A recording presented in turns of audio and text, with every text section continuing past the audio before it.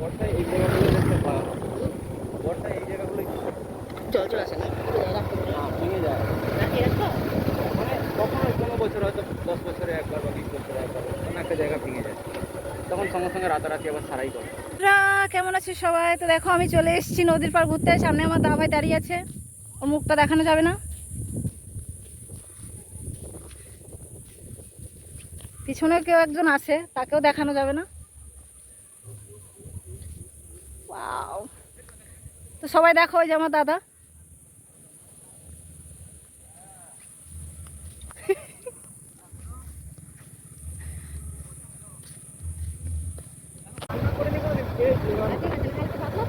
একটু আদা রসুন হালকা হালকা দিয়ে হালকা গায়ে গায়ে ধরে যাবে, ওইটা দিয়ে একটু ভাতটা খাওয়া হয়ে যাবে। আমি ওই যে পুঁটি মাছ দিয়ে যেরকম করেছিলাম, ভুলে গেছি।